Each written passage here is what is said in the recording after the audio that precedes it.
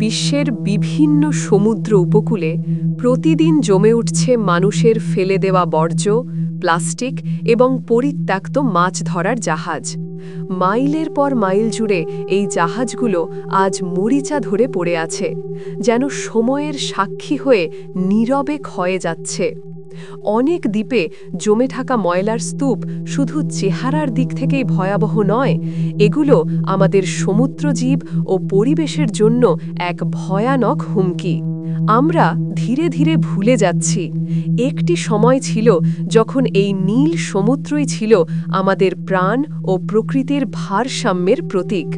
কিন্তু আজ মানুষ সেই সৌন্দর্যকেই ধ্বংসের পথে ঠেলে দিচ্ছে।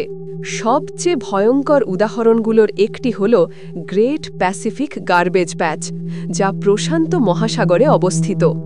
এখানে ভাসছে লাখ লাখ টন প্লাস্টিক ও বর্জ্য পদার্থ, যেগুলো প্রতিনিয়ত সামুদ্রিক প্রাণীদের জন্য প্রাণঘাতী হয়ে উঠছে। শুধু এখানেই নয়, উত্তর আটলান্টিক মহাসাগরে নর্থ আটলান্টিক গার্বেজ প্যাচ এবং ভারত মহাসাগরে ইন্ডিয়ান ওশান গার্বেজ প্যাচও আরও দুটি বৃহৎ আবর্জনার স্তূপ গড়ে উঠেছে। এই সমস্যা শুধু প্রশান্ত মহাসাগরই নয়, বিশ্বজুড়েই বিস্তৃত। বিশ্বের বিভিন্ন মনোরম দ্বীপ ও উপকূলীয় অঞ্চলগুলো এখন ময়লার ভাগাড়েই পরিণত হয়েছে, যা পর্যটন এবং স্থানীয় অর্থনীতির ওপর নেতিবাচক প্রভাব ফেলছে।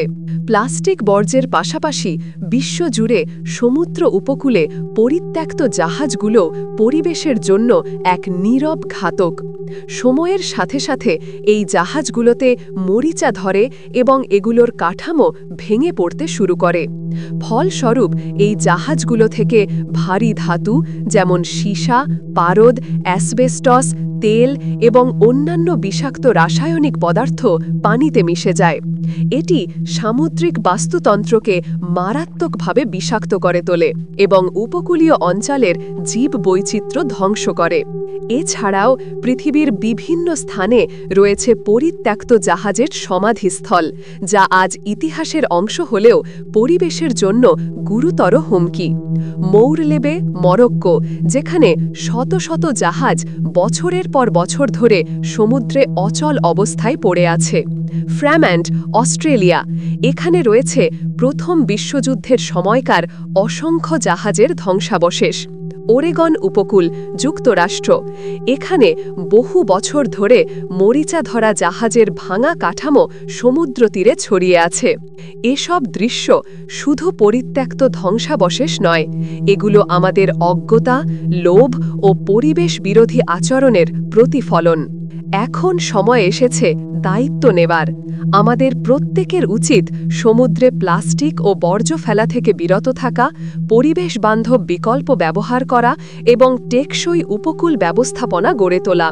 যদি এখনই সচেতন না হই, তবে আগামী প্রজন্ম হয়তো কেবল গল্পে শুনবে একদিন পৃথিবীতে নীল বিশুদ্ধ সমুদ্র ছিল। বর্জ্য উত্তোলনের জন্য নতুন প্রযুক্তির বিকাশ ও প্রয়োগে বিনিয়োগ করা প্রয়োজন। সমুদ্র আমাদের অমূল্য সম্পদ, এর স্বাস্থ্য এবং সৌন্দর্যের ওপর আমাদের অস্তিত্ব নির্ভরশীল। তাই এই নীল গ্রহের ফুসফুসকে রক্ষা করার দায়িত্ব আমাদের সকলের। এখনই সচেতন না হলে ভবিষ্যৎ প্রজন্মের জন্য আমরা এক মৃত সাগর রেখে যাব।